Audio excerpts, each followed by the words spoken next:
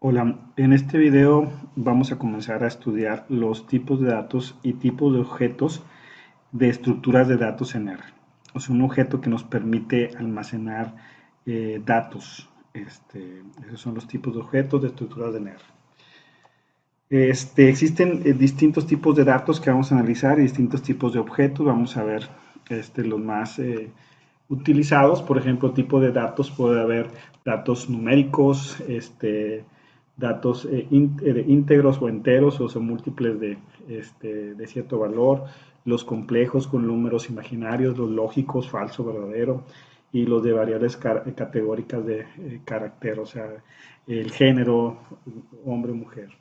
Y tipos de datos, de objetos que almacenan datos, son los escalares, los vectores, las matrices, las bases de datos que se conocen como data frames, los factores, los objetos de serie de tiempo, las tablas, las expresiones y las listas. Vamos a empezar. Nos vamos a nuestro RStudio. Empecemos con los escalares. Los escalares son una constante y le vamos a especificar, por ejemplo, a es igual a 6. ¿Ok? Le damos clic y nos dice en el ambiente A equivale a 6. Yo puedo decir, oye, ¿de qué clase es A? O sea, ¿qué tipo de datos es A? Y me va a decir en la consola que A es un dato numérico. Muy bien. Oye, ¿y si A lo fijo que sea igual a mi nombre, que es Enrique? Entonces le doy run, se crea. Vamos a nombrarlo como B mejor, para que se guarde. Bueno, lo voy a correr de nuevo. Ahí está. Entonces B ya se creó, es igual a Enrique. La clase de B, o sea, el tipo de datos de B es carácter. Ahí está. Muy bien, vamos a crear el C. Vamos a ver que voy a repetir el C que sea igual a 7. Ya sabemos que esto es un numérico.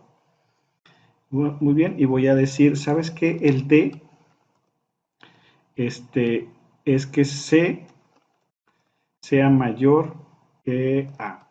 Muy bien. Entonces, este de aquí lo que me va a decir es verdadero si así es o falso si no es así. Entonces, miren, C es mayor que A, pues verdadero. Acá me está dando true. Ok, si yo le hubiera puesto, no, pues sabes qué, F es que C sea menor que A, la respuesta iba a ser falso. Okay. Y estos son datos, si yo le digo, oye, dame la clase de F, va a ser un dato de tipo lógico, perdón, lo puse con mayúscula, la clase de F es de tipo lógico, ¿no? Entonces, también podemos complicarnos un poquito los números íntegros o los que son múltiplos de cierto valor. Vamos a decir, ¿sabes qué? Mi escalar G es que sea íntegro de 3. O sea, van a ser puros enteros, pero íntegros de 3. O sea, que divididos entre 3 me dé un entero, ¿no? Entonces me dice, ¿sabes qué? Muy bien, ya se creó el escalar G. Es un íntegro de 3. Si yo le digo, oye, ¿de qué clase es G? Me va a decir que es de la clase de íntegros. FGH, yo podría crear un escalar que sea 4 y más 3, que pertenece a números de imaginarios y es un número imaginario. Entonces yo le digo que es class de H y me va a decir que pertenece a la clase, al tipo de datos complejo, ¿no? De los números imaginarios. Muy bien, pues esos son los tipos de datos y también aprovechamos para el primer objeto que tiene que ver con un escalar, o sea, una constante. Muy bien, vamos a ver el siguiente objeto. Le estoy dando clear a todo para poder iniciar de nuevo. Entonces vamos a ver ahora a los vectores.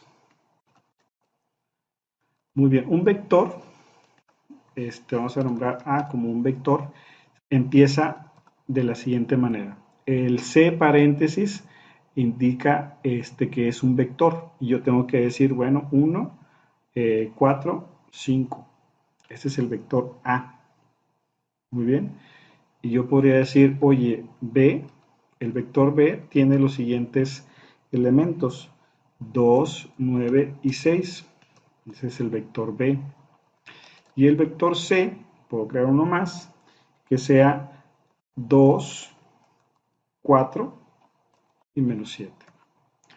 Le doy crear y ya. Me dice, oye, ¿tienes vectores numéricos? Ya vimos los tipos de datos, también podría tener vectores categóricos. Por ejemplo, el D, podría ser el vector Enrique, ahora voy a poner José, Enrique, como mi nombre, ¿no? Entonces es un vector de 1 por 2, una columna por 2 renglones y los otros 3 desde una columna por 3 renglones. Ahí está José Enrique. Entonces, este es un vector de carácter. También podría ser vectores, ya vimos, de números, caracteres, lógicos, el F, el vector de false, el vector de true, false, etcétera, ¿no? Ese es un vector de 1 por 3 y me dice que es lógico. De los tipos de datos que vimos podría ser vectores. Pero muy bien, entonces el vector es muy utilizado en las codificaciones que vamos a hacer más adelante, porque a veces tenemos que mandar llamar a varias variables, las vamos a etiquetar como es, lánzame este vector que estoy especificando como C145. O puedo inclusive decir que este de aquí es como una base de datos y esta de aquí es como otra base de datos y quererlas juntar en una base de datos que incluya a las dos variables o manejarlas por separado, ¿no? Pero bueno, este concepto se utiliza mucho, hay que tenerlo en mente para relacionarlo más adelante que veamos otras fórmulas, ¿no? Entonces, esa es otro tipo de objeto que me permite almacenar datos, el vector. Vamos a ver uno más y uno más tiene que ver con las matrices. Entonces ahora vamos a ver matrices. Pues las matrices están formadas de renglones y de columnas. Entonces, podemos nosotros crear nuestras matrices. Vamos a ver la función. Vamos a ver, por ejemplo, la matriz trae los siguientes elementos. La función matrix. Ahí está. Esa es la que vamos a utilizar. Pero bueno, antes de utilizarla vamos a crear los vectores que ocupamos para generarla. La vamos a construir ahorita a partir de vectores, el 3, 4 y 5. Y vamos a ver el vector B, el 2,96, 2,96. Y vamos a meterle un vector más que es 2,4, menos 7. Esos vectores, cada uno de 1 por 3, lo voy a usar para construir mi matriz. Ahora voy a también crear vectores de nombres. Lo voy a usar para las columnas. Y voy a decir que la primera columna de la matriz se llama A, la segunda columna se llama B y la tercera columna se llama C. También podría crear nombres para las filas. Vamos a decir, bueno, ¿sabes qué? Mi primera fila se llama D, la segunda fila se llama E y la última fila se llama F. Esto es porque voy a crear una matriz de 3 por 3, porque mis vectores son 3 y cada uno es de una columna por 3 renglones. Entonces me va a quedar 3 columnas por 3 renglones. Muy bien, voy a llamar, voy a crear mi matriz. Voy a poner matriz, así tal cual, que se llame matriz, la matriz que voy a crear. Entonces la función es matrix, la que vamos a utilizar para crear la matriz. Lo primero que tengo que especificar, pues, son los datos. Oye, ¿qué datos voy a usar? Entonces voy a llamar a mis 3 vectores, pero fíjense cómo los voy a llamar como un vector más. Estoy diciendo, la matriz va a tener los datos que vienen en A, que vienen en el vector B y que vienen en el vector C. Ya mandé llamar a mis datos, pero como quiera tengo que decirle que voy a tener tantas filas, en este caso van a ser 3 renglones, y también tantas columnas, que en este caso van a ser 3 columnas. La vaciada de información en la matriz, le voy a decir que la vacíe por columnas. Viene la función byRow, y que aquí hay dos opciones para poner, true o false, y que en este caso lo voy a poner falso porque no quiero que los datos se vacíen por renglones porque vienen estructurados por columnas. Quiero que los vacíe por columnas. ¿Okay? Entonces ya tengo estas instrucciones. Me falta una más, que es dim names, que es para especificar los nombres de mi matriz. Entonces aquí se especifica con una función que se llama lista. Entonces yo quiero que mis columnas se llamen de acuerdo al vector D y mis filas se llamen de acuerdo al vector E. Muy bien. Y listo. Ya acabé de especificar lo que ocupo para generar una matriz.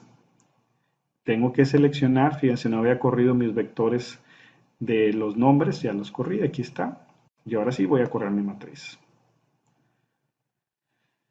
Muy bien, entonces ya está mi matriz. Ah, perdón, le puse matriz. Vamos a ponerle matriz. Ahí está, matriz, y voy a decirle que me remueva donde me equivoqué. Muy bien, entonces ya tengo mi matriz hecha. Si yo la veo, le puedo dar a clic y se me muestra mi matriz.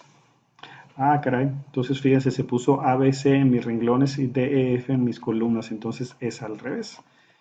Primero empiezo cómo quiero que se llamen mis columnas y luego cómo quiero que se llamen, pero mis renglones, primero empiezo cómo quiero que se llamen mis renglones y luego cómo quiero que se llamen mis columnas.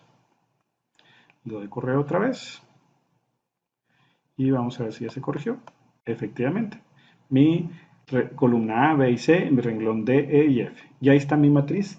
Las matrices tienen muchas funcionalidades, más adelante vamos a poder usarlas para calcular, por ejemplo, la matriz X transpuesta X que se utiliza en regresión, o cualquier otra operación que implique con matrices, ¿no? Así ya sabemos cómo crear una matriz. Pues muy bien, vamos a pararle hasta aquí para que no se haga tan largo el video. Continuamos con los siguientes objetos en un video posterior. Muchas gracias por su atención.